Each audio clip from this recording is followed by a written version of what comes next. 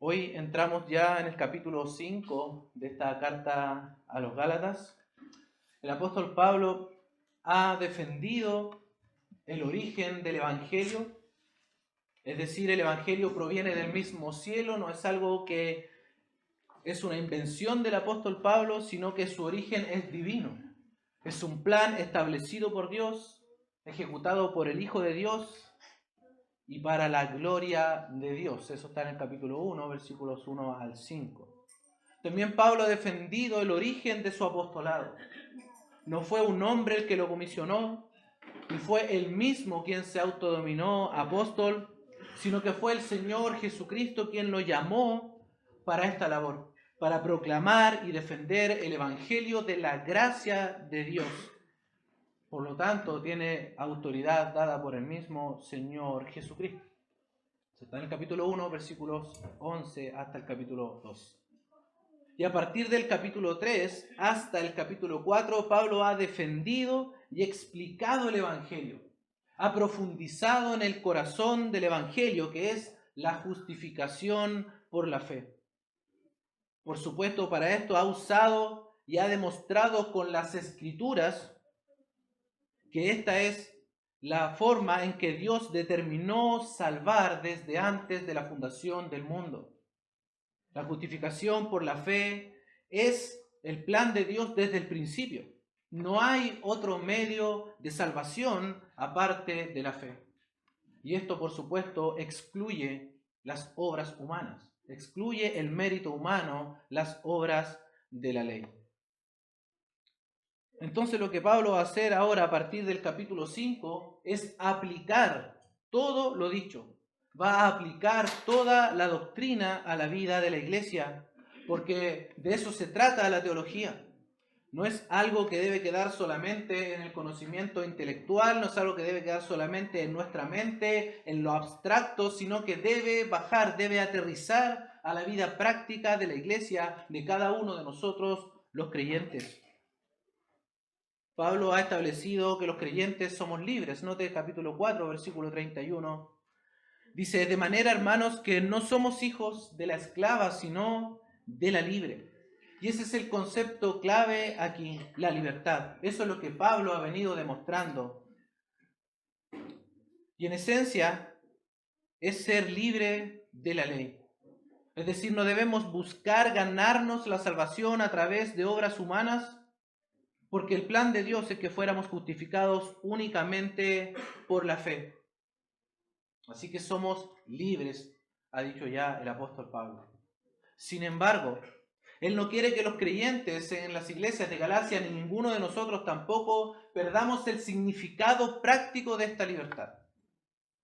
Y esto es, por supuesto, la sabiduría divina que inspiró al apóstol Pablo, ya que el Señor sabe que nosotros somos como una especie de péndulo, es decir, vamos de un lado a otro con mucha facilidad. Hendriksen escribió lo siguiente: la religión cristiana se asemeja a un angosto puente que cruza sobre el lugar donde se encuentran dos ríos contaminados. Uno es el legalismo y el otro el libertinaje. El creyente no debe perder su equilibrio para que no caiga dentro de las faldas refinadas del judaísmo, por un lado, ni en los groseros vicios del paganismo, por el otro. Tanto el primero, es decir, el legalismo, como el segundo, el libertinaje, son pecado.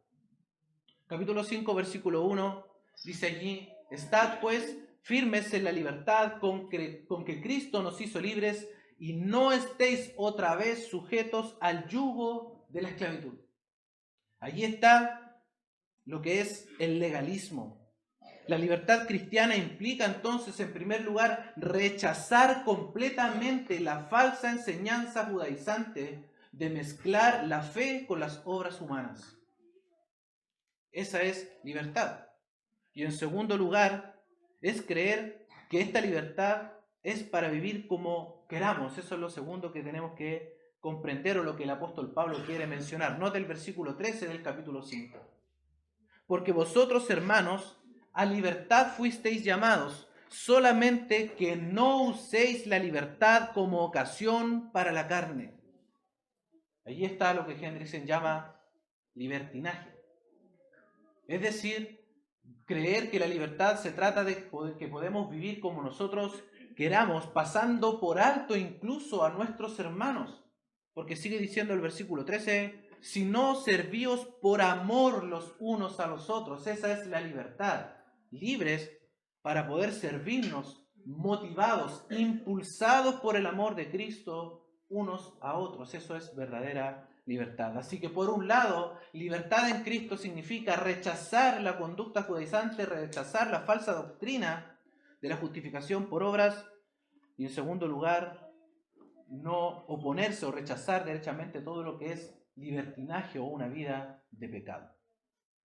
Así que esto es lo que el apóstol Pablo va a empezar a explicar aquí en el capítulo 5. Así que el mensaje de este texto es: permanezcan en libertad. Ya fuimos hechos libres, por lo tanto debemos permanecer en esa libertad. Y la primera implicancia es entonces libres para rechazar el legalismo. Leamos entonces Gálatas capítulo 5, versículos 1 hasta el 12. Dice así la palabra del Señor. Estad pues firmes en la libertad con que Cristo nos hizo libres, y no estéis otra vez sujetos al yugo de esclavitud. He aquí, yo Pablo os digo que si os circuncidáis, de nada os aprovechará Cristo. Y otra vez testifico a todo hombre que se circuncida que está obligado a guardar toda la ley. De Cristo os desligasteis, los que por la ley os justificáis, de la gracia habéis caído. Pues nosotros por el Espíritu aguardamos por fe la esperanza de la justicia, porque en Cristo Jesús ni la circuncisión vale algo, ni la incircuncisión, sino la fe que obra por el amor. Vosotros corríais bien. ¿Quién os estorbó para no obedecer a la verdad? Esta persuasión no procede de aquel que os llama. Un poco de levadura leuda toda la masa. Yo confío respecto de vosotros en el Señor que no pensaréis de otro modo. Mas el que os perturba llevará la sentencia quien quiera que sea. Y yo, hermanos, si aún predico la circuncisión, ¿por qué padezco persecución todavía? En tal caso, se ha quitado el tropiezo de la cruz. Ojalá se mutilasen los que os perturban. Oremos un momento, Señor. Padre, una vez más, Señor, queremos exaltar tu nombre. Y al acercarnos a tu palabra, reconocemos, Señor, nuestra debilidad. Reconocemos, Señor, nuestra incapacidad de comprender tus escrituras, Señor, si tu Espíritu Santo no nos revela. Señor, no es nuestra capacidad, es tu obra, Señor, en nosotros. Es tu Santo Espíritu guiándonos. Por eso, Señor, es que queremos en esta hora rogarte que tu Santo Espíritu nos ayude a concentrarnos en tu palabra y a entenderla, a aplicarla a nuestro corazón, y que todo lo que está errado, Señor, en nosotros pueda salir, para que sea tu palabra, Señor, la que se ancle firme en nuestro corazón. Porque tu palabra es la que tiene poder para cambiar, tu palabra, Señor, es la que tiene poder para santificarnos, y tu palabra, Señor, es la que nos conduce seguros, Señor, en este desierto que es este mundo. Guíanos en esta hora, Señor, lo pedimos en el nombre de Jesús. Amén. Permanezcan en libertad, libres para rechazar el legalismo. Vamos a dividir este mensaje en tres partes principales. En primer lugar, el mandamiento a permanecer en libertad, en el versículo 1. En segundo lugar, el significado de no permanecer en libertad, los versículos 2 al 6. Y en tercer lugar, nuestra responsabilidad para permanecer en libertad, en los versículos 7 hasta el 12. Vamos a lo primero, el mandamiento a permanecer en libertad. Versículo 1. Estad pues firmes en la libertad con que Cristo nos hizo libres, y no estéis otra vez sujetos al yugo de esclavitud. En el idioma griego, el orden de las palabras es un poco distinto. Antes del mandamiento o antes del imperativo, estad pues firmes, señala la base de aquel mandamiento. Cristo nos libró para libertad. Ese es el sentido de la frase en el original. Cristo nos libró para libertad. Y este es el propósito de nuestra liberación, para que permanezcamos en aquella libertad. La Biblia enseña que Cristo nos hizo libres del pecado, de la culpa, del poder del pecado y de las consecuencias del pecado. Cristo nos hizo libres de la muerte. En el concepto de libertad de Pablo aquí están incluidos todos los aspectos de la libertad, que en Cristo todas las cadenas de esclavitud que nos hacían esclavos fueron rotas por medio de su sacrificio. Sin embargo, este pasaje aquí Pablo quiere o tiene en mente la idea de ser libres de la ley. Y esto implica ser libres de la maldición que trae la ley sobre aquel que busca justificarse por medio de ella. Condenación que viene al no poder cumplir las exigencias de la ley. Porque la ley lo que hace es saca a la luz nuestro pecado. La ley evidencia el pecado y por lo tanto nos acusa de transgresores, de no poder cumplir con las exigencias de la ley, de no dar con el estándar de Dios. Por lo tanto, la sentencia es la muerte. Y Cristo llevó esa sentencia al hacerse maldición por nosotros. Por lo tanto, la sentencia de muerte que la ley arrojaba contra nosotros queda completamente anulada porque Cristo pagó el precio por nosotros. Cristo nos hizo libres para estar en paz con Dios. Cristo nos redimió, nos compró de nuestra esclavitud y nos hizo libres. La libertad, por lo tanto, es el resultado de la muerte de Cristo a nuestro favor. Y esta libertad implica una vida nueva, una vida transformada, una vida diferente que es guiada por el Espíritu Santo. Dice 2 Corintios capítulo 3, versículo 17, porque el Señor es el Espíritu, y donde está el Espíritu del Señor, allí hay libertad. Es decir, esta vida en libertad es una vida guiada por el Espíritu Santo. Pablo se va a referir a este tema un poco más adelante, a partir del versículo 16. Por lo tanto, la libertad con la que Cristo nos hizo libres significa que somos libres para vivir y hacer lo que Dios quiere que vivamos y hagamos. Es una vida capacitada por el Espíritu para ello. No es una fuerza que nace en nosotros, no es el resultado del esfuerzo humano, sino el resultado de la obra de Dios en nosotros. Y es en esa libertad entonces que Pablo nos llama a estar firmes. Firmes implica resistir la prueba, resistir la presión, no dejarse convencer de lo contrario. Este es el mandamiento, digamos, positivo. Estad firmes. Es la idea de un soldado que permanece firme en la batalla, resistiendo con valor los ataques del enemigo y obteniendo victoria sobre él. En otras palabras, es perseverar o permanecer en libertad. Permanecer en esa posición en la que te han dejado como soldado sin moverte de ella. Esa es la idea de este mandamiento. Perseverar en esta libertad. Y Pablo añade, y no estéis otra vez sujetos al yugo de esclavitud. Y esto quiere decir, queridos hermanos, no se dejen esclavizar. Esto viene siendo como una prohibición, no se dejen esclavizar con este yugo de esclavitud. Y aquí se refiere, por supuesto, a la ley. Pedro también se refirió de esta manera como un yugo a la ley. En Hechos capítulo 15, versículos 10 al 11, escuche lo que dice allí. Ahora pues, dice Pedro, ¿por qué tentáis a Dios poniendo sobre la cerviz de los discípulos un yugo que ni nuestros padres ni nosotros hemos podido llevar? Ahí se está refiriendo, por supuesto, a la exigencia de la circuncisión y guardar la ley para los gentiles que se estaban convirtiendo al Señor. Versículo 11. Antes creemos que por la gracia del Señor Jesús seremos salvos, de igual modo que ellos. Es decir, estaban tentando a Dios estos judaizantes porque estaban exigiendo a otros aquello que Dios no les exigía. Porque el único medio de salvación es la gracia del Señor, tanto para judíos como para gentiles. Ustedes habían salido de una esclavitud, le dice Pablo a los Gálatas, cuando servían a los que por naturaleza no son dioses. Y ahora se estaban dejando arrastrar por otro sistema de esclavitud, el judaísmo. Fueron liberados de un yugo y pretenden cambiarlo por otro. Y hermanos, esto es totalmente contradictorio a lo que el Señor Jesucristo enseñó. Él dijo en Mateo capítulo 11, versículo 29 al 30, llevad mi yugo sobre vosotros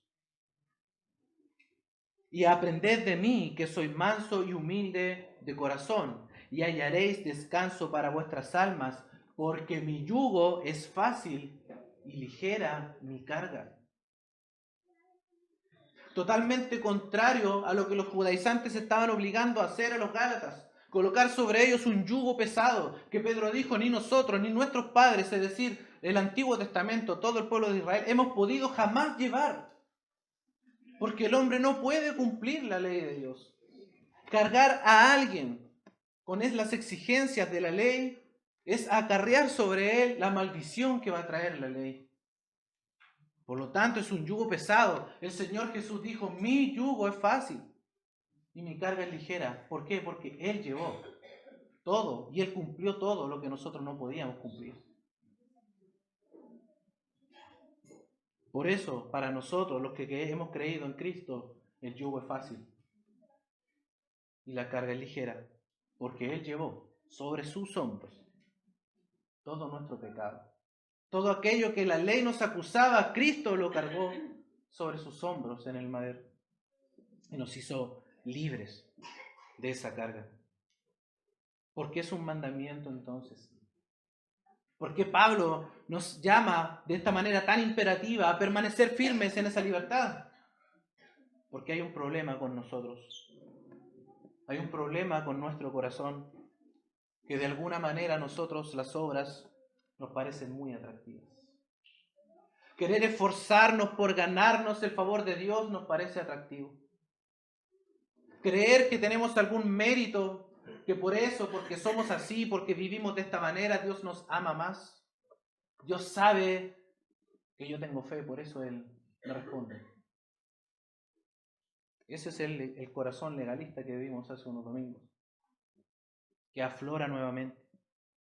Por eso es que es una lucha para nosotros. Permanecer en libertad significa permanecer en la fe de Cristo, confiar únicamente en Él, no en nosotros.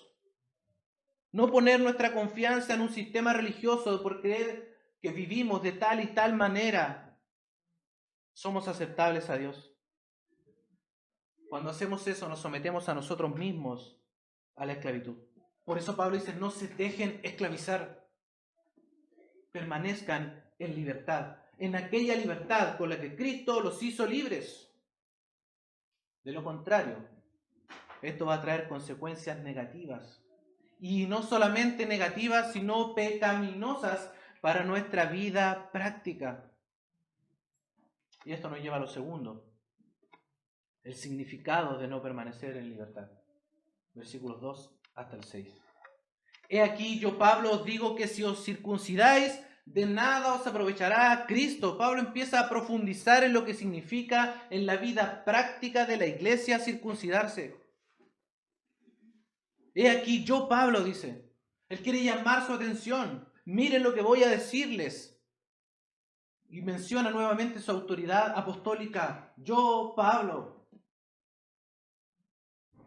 Si se dejan circuncidar, porque esa es la idea, si se dejan circuncidar, de nada os aprovechará Cristo.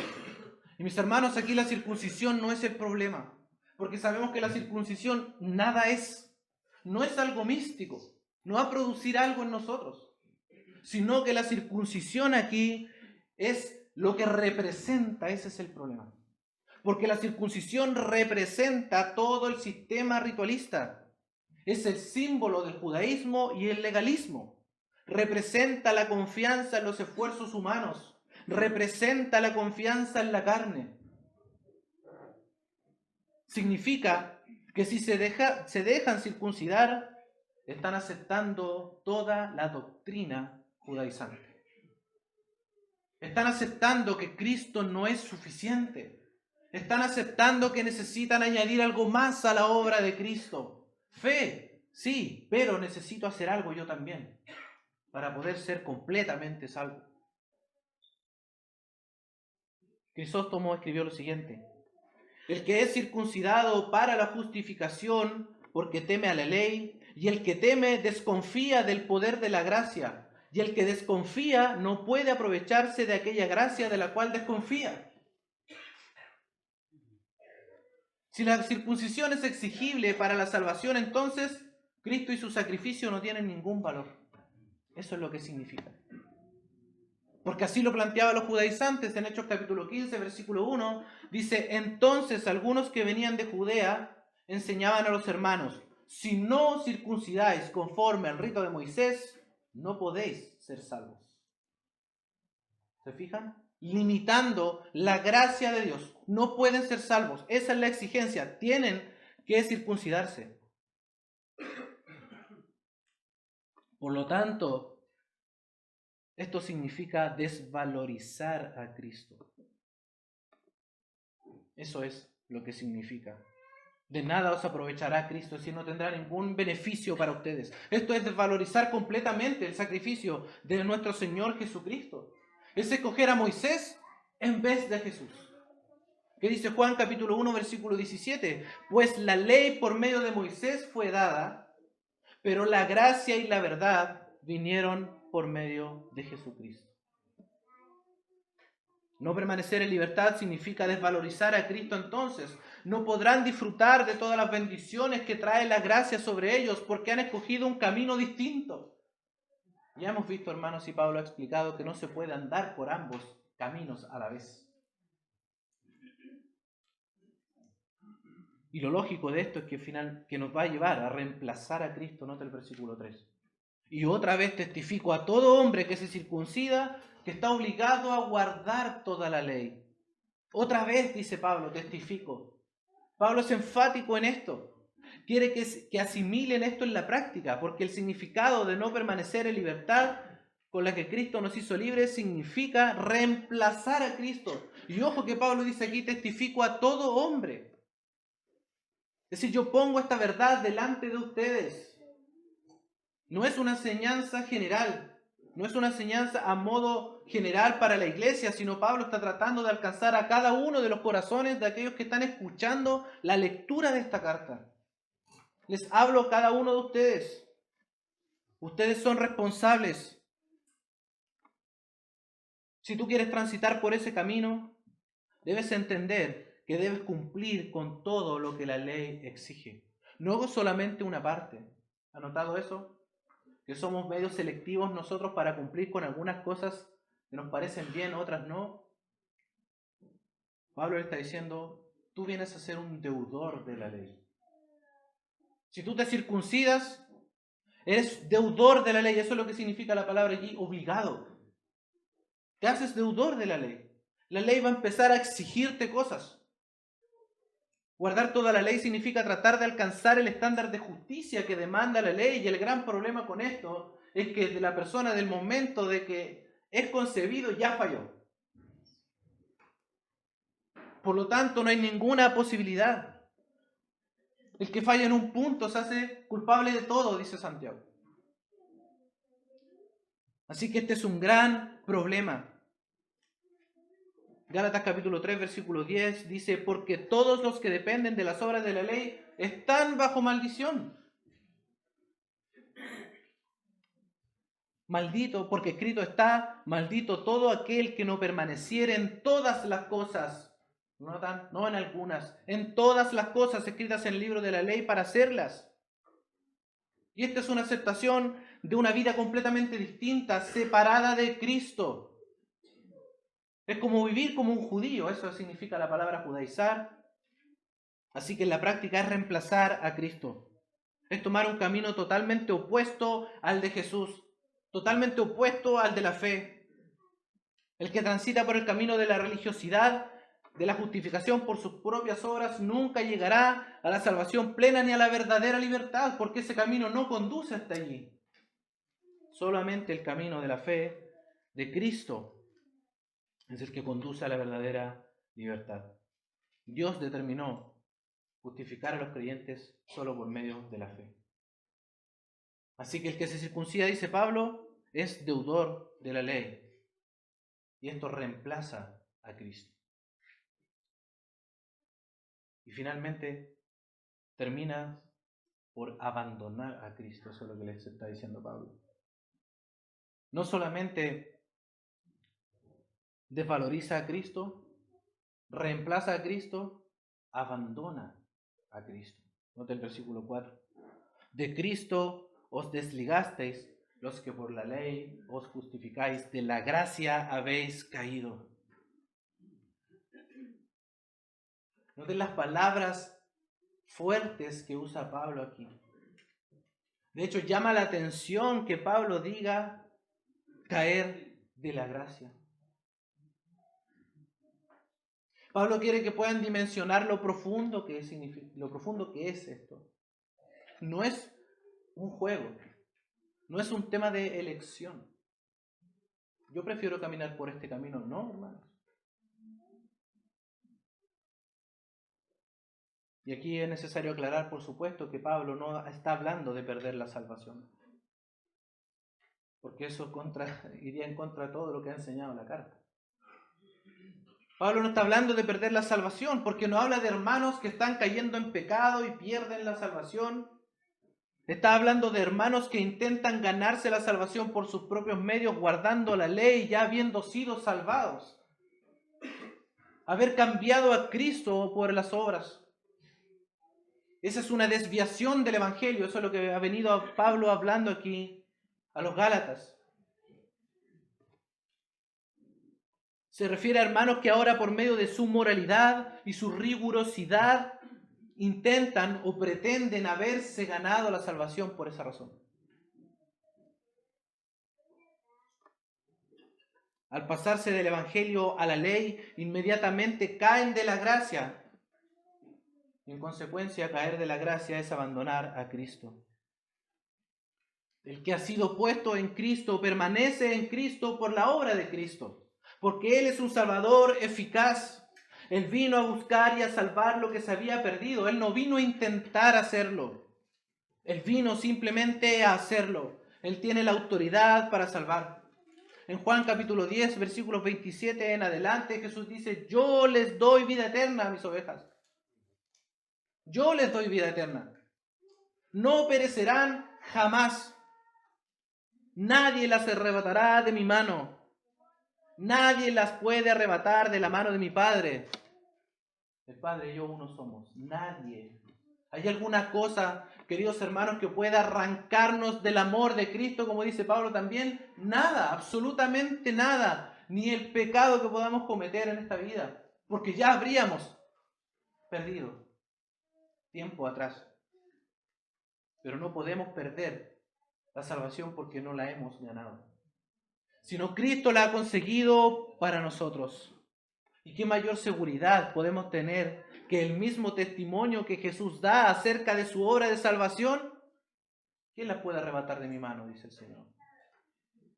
Seguridad absoluta. Si tú eres un creyente verdadero, nunca te perderás porque Jesús es tu poderoso Salvador. Estás en sus manos. Nadie puede entrometerse allí. Él es soberano. Tiene completa autoridad. Sin embargo, al ser justificados por la ley o buscar ser justificados por la ley, es hacer a un lado a Cristo. Eso es lo que está diciendo aquí el apóstol Pablo. La gracia de Dios está ligado a Cristo. Cristo es la manifestación más extraordinaria de la gracia de Dios. Por lo tanto, rechazar a Cristo es decir no necesito la gracia. Decir no necesito la gracia es decir no necesito a Cristo. Es sacar la confianza de Cristo para ponerla en nosotros y vivir según lo que a nosotros nos parece correcto. Eso es caer de la gracia. No tendremos ningún fruto. Porque todo lo que tenemos, todo lo que somos, es por gracia de Dios.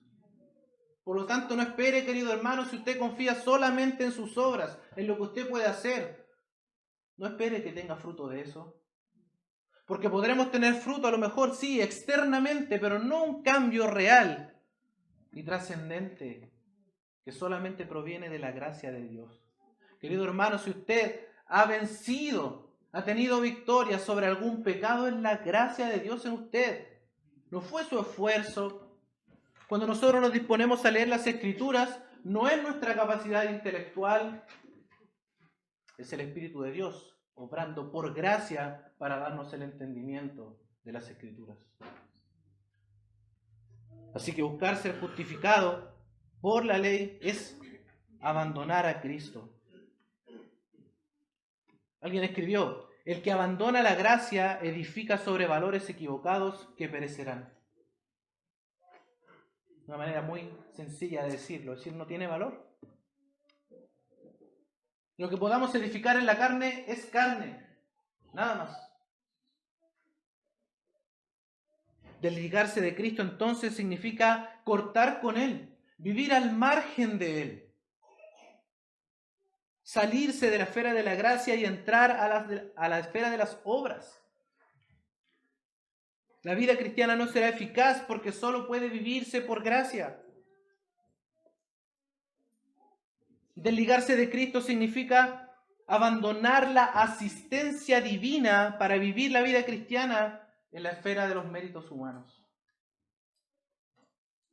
Y esto es absolutamente contrario a lo que significa la vida en Cristo. Recuerda lo que dijo Pablo en Gálatas capítulo 2, versículo 20. Con Cristo estoy juntamente crucificado y ya no vivo yo, mas vive Cristo en mí. Y lo que ahora vivo en la carne, es decir, aún en este cuerpo, aún en esta vida, lo vivo en la fe del Hijo de Dios. No dice lo vivo en la carne, lo vivo según mis obras, lo que a mí me parece correcto. Dice lo vivo en la fe del Hijo de Dios, el cual me amó y se entregó a sí mismo por mí. Es una vida centrada en Cristo, agradecida de Cristo porque hemos sido justificados por Cristo por medio de la fe en Él. Esa es la forma en que tenemos que vivir la vida cristiana. Por lo tanto, es un terrible error, desviación y pecado querer buscar justificarse por otros medios aparte de Cristo. Es abandonarlo. Versículo 5. Pues nosotros, por el Espíritu aguardamos, note, por fe, la esperanza de la justicia.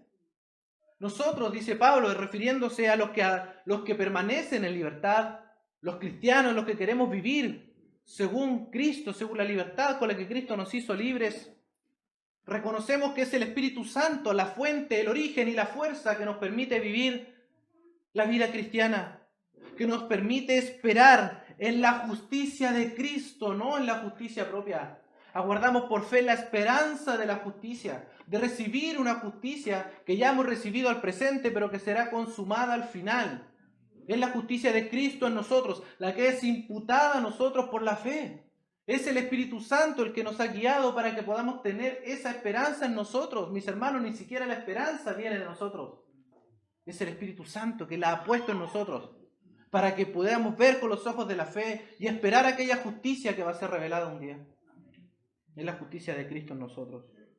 Esa es nuestra esperanza. Dice 1 Corintios capítulo 1, versículo 30. Pero gracias a Él ustedes están unidos en Cristo Jesús, a quien Dios ha hecho nuestra sabiduría, justificación, santificación y redención. Cristo, mis hermanos, todo apunta a Cristo. Él es nuestra esperanza de justicia, no la circuncisión, no el sistema religioso, no las cosas que nosotros estamos haciendo. Varias veces hemos dicho, hermanos, que el hecho de estar aquí no es tampoco una obra nuestra. Es el Señor el que nos ha llamado para reunirnos, es el Señor por medio de su Espíritu Santo que nos ha dado convicción de que necesitamos estar congregados. Necesitamos ver a los hermanos, necesitamos ser expuestos a la palabra de Dios.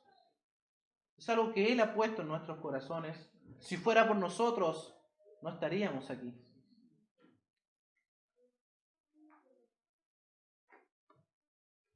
Colosenses capítulo 1, versículo 27 dice: a quienes Dios quiso dar a conocer las riquezas de la gloria de este misterio entre los gentiles, que es Cristo en vosotros, la esperanza de gloria. Él es nuestra esperanza, es Cristo en nosotros. Es el Espíritu de Cristo en nosotros. Esa es nuestra esperanza de justicia. Su justicia, lo que Él hizo, lo que Él alcanzó, no nosotros. Nuestra esperanza entonces es que estamos en Cristo. Esa es nuestra esperanza. En Él esperamos, en Él confiamos.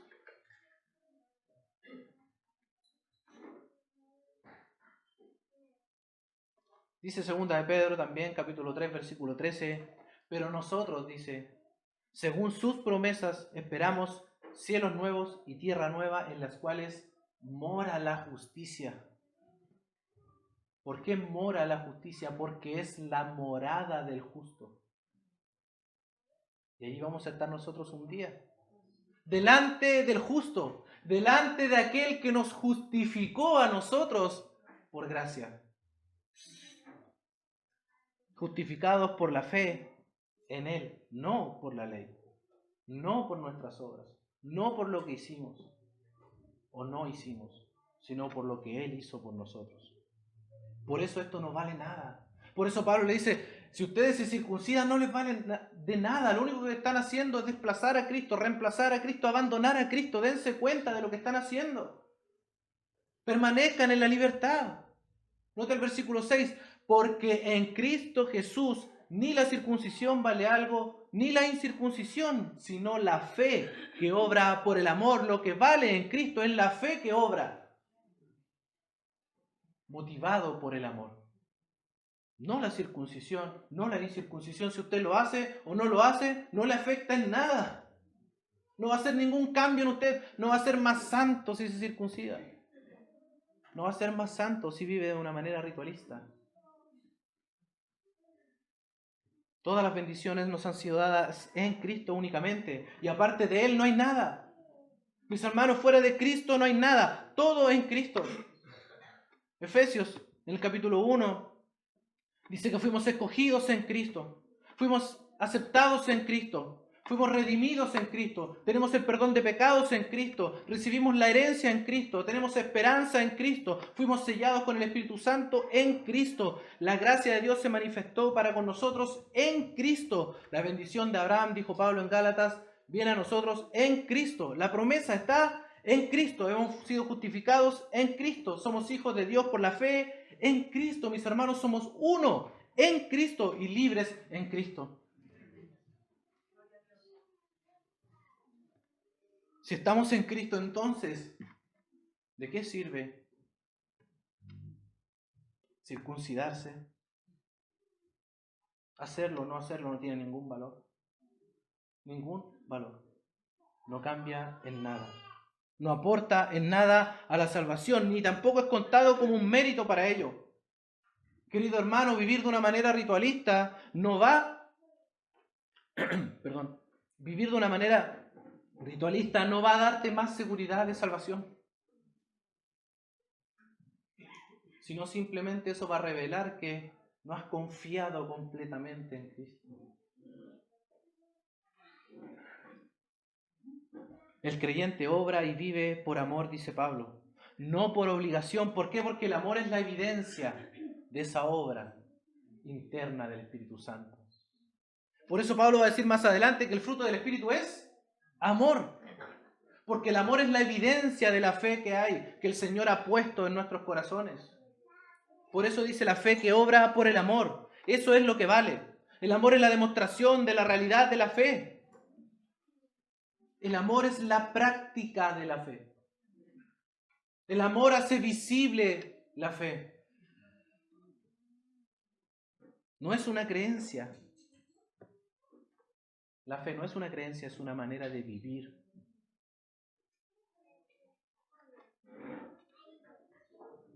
Hacer cualquier cosa en la vida cristiana sin amor es simplemente ruido. Tampoco aporta en nada.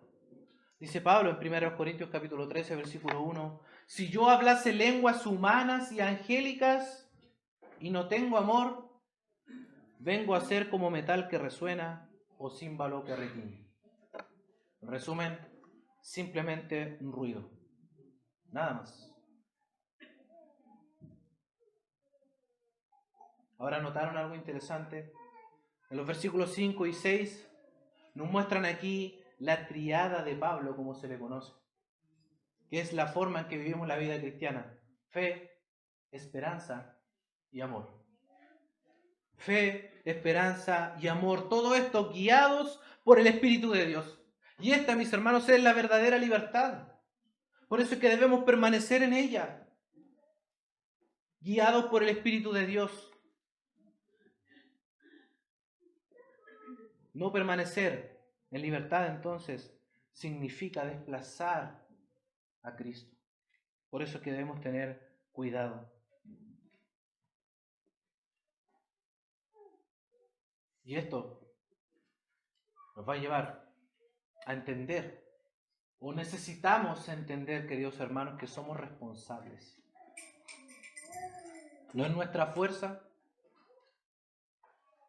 somos guiados por el Espíritu de Dios, pero tenemos responsabilidad. Y esto es interesante notarlo, queridos hermanos. Porque si bien es cierto, nosotros no podemos pretender comprender las Escrituras, como decíamos hace un rato, por nuestro propio intelecto, pero si no abrimos la Biblia, es difícil que la vamos a entender, ¿no es verdad? Si no leemos las Escrituras, es difícil que vamos a memorizarla. Es decir, tenemos que hacer algo, somos responsables. Tenemos que abrir la Biblia si queremos que Dios nos revele su verdad. No podemos pretender comprender la verdad de Dios con la Biblia cerrada. No podemos pretender escuchar la voz de Dios con la Biblia cerrada. Somos responsables. Y eso es lo que Pablo va a decir ahora a continuación. Y esto es lo tercero: nuestra responsabilidad para permanecer en libertad. Versículo 7. Vosotros corríais bien. ¿Quién nos estorbó para no obedecer a la verdad? Ustedes corrían bien por el camino de la verdad desde que comenzaron hasta ahora, dice Pablo. Ese es el sentido. Pero fueron estorbados. Y note que Pablo pregunta: ¿quién los estorbó? No qué cosa, qué fue como algo, sino quién, como que fuera una persona. Les pregunta a Pablo, ¿por qué? Porque ellos Pablo quiere que ellos reflexionen en el origen de esta desviación, en el origen de esta falsa doctrina, que mediten de dónde proviene esta falsa enseñanza. La palabra allí, estorbar, significa molestar u obstaculizar. Es un obstáculo. ¿Y quién se esmera en estorbar la obra del Señor? Satanás. Es el enemigo de nuestras almas. El enemigo de Dios es el que estorba la obra del Señor. A eso se dedica. Cuando Pablo quiso ir a ver a los hermanos en Tesalónica porque los echaba mucho de menos, quería saber de ellos, quería estar con ellos, Pablo escribió lo siguiente ahí en su primera carta, en el capítulo 2, versículo 18. Por lo cual quisimos ir a vosotros, yo Pablo ciertamente una y otra vez, pero Satanás nos estorbó. Ahí está la misma palabra. Satanás nos estorbó. Satanás fue un obstáculo, o puso un obstáculo para que nosotros nos vayamos hasta ustedes. Y eso significa estorbar la obra de Dios. Satanás es una molestia. Es un obstáculo en la obra del Señor. Y ojo con esto: Satanás no puede deshacer la obra de Dios, porque es Cristo el que vino a deshacer las obras del diablo. Así que él no tiene esa autoridad. Pero estorba, sí. Molesta. Es una piedra en el zapato. Nosotros y mis hermanos podemos caminar, correr bien por un periodo de tiempo, como dice Pablo, pero el peligro de desviarse está siempre presente. Por eso es que debemos tener cuidado, es nuestra responsabilidad. El peligro de desviarnos de la verdad del Evangelio está siempre presente, porque Satanás siempre está buscando estorbarnos. No debemos ignorar sus maquinaciones. Satanás busca estorbarnos. Anda como un león rugiente buscando a quien devorar, dijo Pedro. Él es el enemigo de nuestras almas, es el enemigo de la iglesia y por lo tanto es el enemigo del Señor de la iglesia. Y lo que él quiere es estorbar su obra, es desviarnos. es buscar que nosotros no llevemos gloria a su nombre. Y mis hermanos, si nosotros no permanecemos en libertad, significa que no estamos trayendo gloria a su nombre. Y eso le agrada a Satanás. Muchas veces hemos escuchado también, ¿a dónde está Satanás siempre? Rondando. ¿No está en las iglesias que no honran a Cristo? Porque esas iglesias ya le pertenecen. Satanás busca aquellas iglesias en las que la palabra de Dios busca siempre ser puesta en alto. Allí está Satanás realmente estorbando la obra. Porque allí realmente se está haciendo lo que el Señor quiere. No va a perder su tiempo en lugares donde no se hace la obra del Señor. Por eso es que Pablo quiere que tengan cuidado estos hermanos. Él los conoce. Él les predicó el Evangelio. Sabe que fueron transformados por gracia. Por eso está tan molesto y triste con ellos. Porque se han desviado de la verdad. Y quiere que reconozcan esto. Por eso nuestra responsabilidad es reconocer el origen del legalismo. Y el origen del legalismo es el mismo infierno. Por eso nuestra responsabilidad es rechazar esta doctrina completamente. Rechazar esta falsa enseñanza completamente es nuestra responsabilidad. Ser libres implica ser libres para rechazar estas doctrinas. Ser libres para rechazar completamente el legalismo. Por eso Pablo dice, no se equivoquen. Hermanos, no se equivoquen, nota el versículo 8. Esta persuasión no procede de aquel que os llama. No se equivoquen. Dios no los ha llamado a esclavitud, los ha llamado a libertad. Esta persuasión, esta doctrina, lo que ustedes han seguido, no proviene de Dios. Ojo con esto. No piensen que es Dios el que lo está guiando por este camino. Porque eso es contradecirse a sí mismo. Han sido persuadidos, sí, pero no por Dios, sino por el enemigo. Esta enseñanza no puede venir de Dios porque contradice todo el plan de redención. Pablo ya ha demostrado en el capítulo 3 que el plan desde el principio es la justificación por la fe. No hay ningún otro medio para ello. Dios envió a su Hijo para hacerlos libres, no esclavos. Jesús vino para librarnos de la esclavitud, no para introducirnos a ella. Jesús es el libertador. Él vino a abrir las puertas de la prisión, a dar libertad a los cautivos, a romper las cadenas del pecado que nos ataban. No vino al mundo a condenar al mundo, sino para que el mundo sea salvo por él. Por lo tanto, creer otra cosa es contradecir el plan de Dios. Esta persuasión no procede de aquel que os llama. Y la verdad os hará libres, dijo el Señor en Juan capítulo 8. Si el Hijo os libertare, seréis verdaderamente libres. A eso vino el Señor. Por eso esta persuasión no proviene de Dios. Esta doctrina de querer buscarse la salvación o ganarse la salvación por medio de las obras no proviene de Dios. Contradice su plan. Contradice la obra de Cristo en la cruz. Así que esta doctrina no procede de Dios, sino del enemigo de Dios, Satanás. Es nuestra responsabilidad conocer el origen de estas doctrinas para que podamos rechazarlas completamente. También es necesario conocer lo contagioso que es y el alcance que tiene esta falsa doctrina del legalismo. Mire el versículo 9. Un poco de levadura leuda toda la masa. La levadura en las Escrituras por lo general es símbolo de pecado o de una actitud pecaminosa. El Señor le dijo a sus discípulos, guardaos de la levadura de los fariseos, que es la hipocresía. Pecado. También le dijo que la doctrina de los fariseos era levadura en Mateo capítulo 16. Y esto contrasta la verdad del versículo 7 con la mentira de este versículo 9, que es la levadura.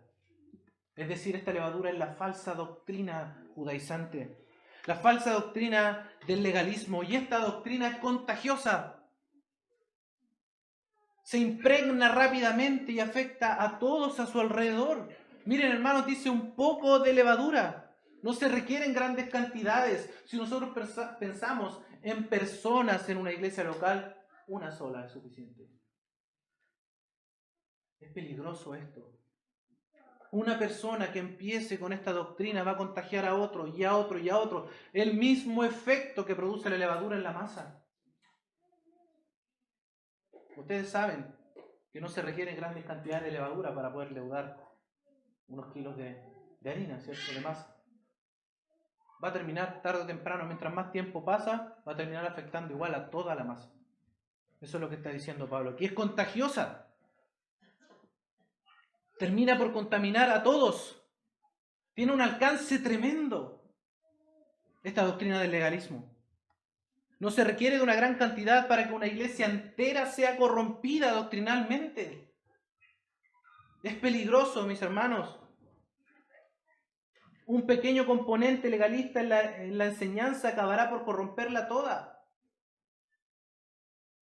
Por eso es nuestra responsabilidad identificarla para poder cortarla de raíz.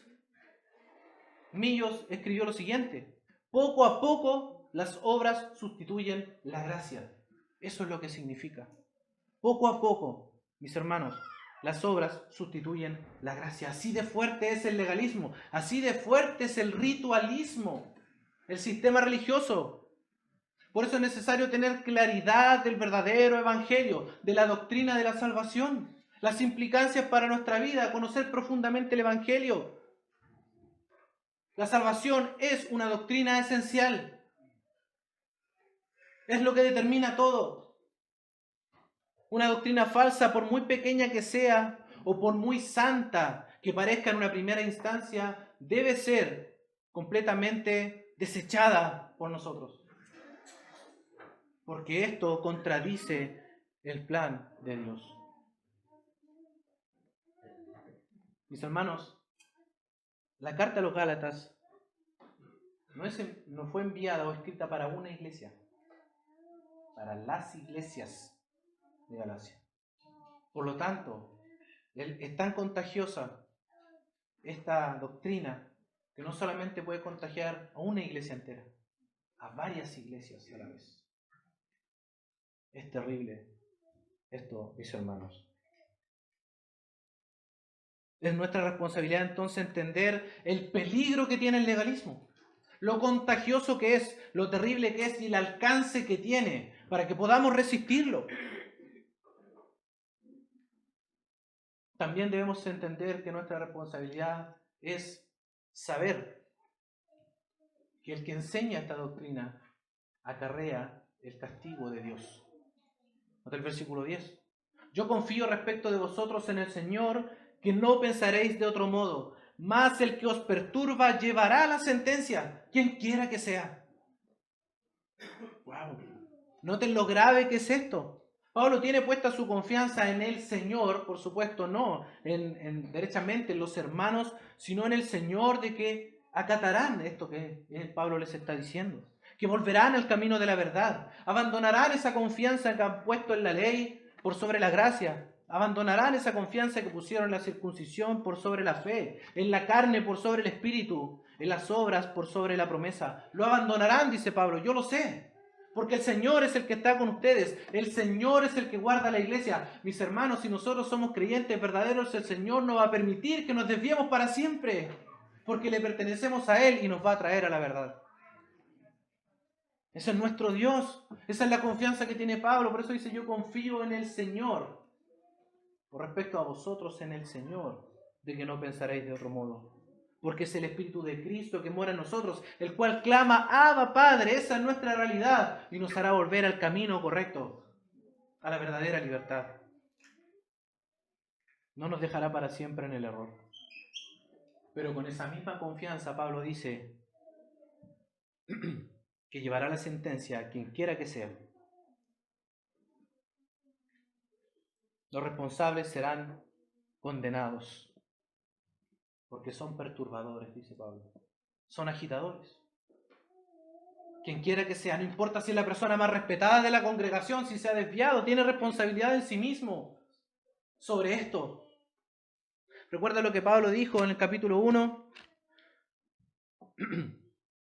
versículo 8, dice: mas si aún nosotros o un ángel del cielo os anunciare otro evangelio diferente del que os hemos anunciado, sea, ¿qué cosa? Anatema, sea maldito de Dios, eso es lo que significa. Y aún nosotros, dice Pablo, algo hipotético, incluso si fuera yo, el castigo de Dios está sobre mí si yo predico un evangelio diferente. No importa quién sea, será castigado. Segunda de Pedro, capítulo 2, versículo 1 dice: hubo también falsos profetas entre el pueblo, como habrá entre vosotros falsos maestros, que introducirán encubiertamente herejías destructoras, y aún negarán al Señor que los rescató, atrayendo sobre sí mismos destrucción repentina. Ellos acarrean sobre sí mismos el justo juicio de Dios. ¿Por qué? Porque se opone a la obra de Cristo de edificar su iglesia. Yo edificaré mi iglesia, dijo el Señor en Mateo capítulo 16, versículo 18. Por lo tanto, cualquiera que se levante contra ella, se levanta contra el Señor. ¿Y quién puede ganarle al Señor? Él siempre triunfa. Es nuestra responsabilidad entender que el Señor castigará a aquellos que enseñan el legalismo. Versículo 11. Y yo, hermanos, si aún predico la circuncisión, dice Pablo, ¿por qué padezco persecución todavía? En aquel caso se ha quitado el tropiezo de la cruz. Y esta es una ironía. Los judaizantes acusaban a Pablo de ser doble estándar, es decir, de predicarle a los judíos la circuncisión y a los gentiles la gracia. Pero eso es una mentira, porque las mismas persecuciones de Pablo evidencian que él siempre ha predicado la gracia.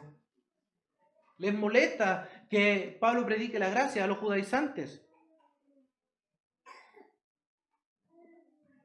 Si fuera así, la cruz ya no sería un tropezadero, dice Pablo, ya no ofendería a nadie. Sin embargo, la cruz seguía ofendiéndolos, porque los judaizantes, los que defienden el legalismo, la cruz es una ofensa para ellos. Para nosotros, un símbolo de victoria y de la gracia de Dios para con pecadores como nosotros. Y Pablo estaba dispuesto a sufrir persecución por ellos. Miren las persecuciones que tengo, dice Pablo. Yo nunca he predicado la ley, sino la gracia. Por eso al final dice: ojalá se mutilasen los que os perturban. Mis hermanos, esto es tan grave que Pablo, aquí el sentido de esto es que ojalá, dice, fueran castrados. Ese es el sentido. ¿Por qué dice esto irónicamente Pablo también? Porque ellos eran defensores de la circuncisión. La circuncisión es hacer una separación en la carne del prepucio. Y Pablo lo que está diciendo: ojalá ellos pasaran de largo, por decirlo así, y se mutilaran a ellos mismos, se castraran a ellos mismos. El Antiguo Testamento excluye del pueblo a los eunucos, en Deuteronomio versículo 23, versículo 1. La castración es un pecado contra el Creador, escribió alguien. Es ajeno a la vida del pueblo de la alianza y una ofensa contra el culto puro que exige que no haya defecto. Es decir, Pablo irónicamente está diciendo: ojalá fueran cortados literalmente del pueblo. Así de profundo es, y así de grave es para aquellos que enseñan el legalismo, para aquellos que enseñan que podemos ganarnos la salvación, para aquellos que enseñan que es necesario añadir algo a Cristo, como si su obra les faltara algo. Pero recuerdan lo que el Señor Jesucristo dijo en la cruz: consumado es. No hay nada, mis hermanos, nada que agregar a su obra perfecta y extraordinaria. Por eso la gloria es del Señor. Nosotros tenemos una responsabilidad. ¿Qué le dijo Pablo a Timoteo en su primera carta? Que la iglesia del Dios viviente es columna y baluarte de la verdad. Y esa, mis hermanos, es la verdad. Cristo es suficiente.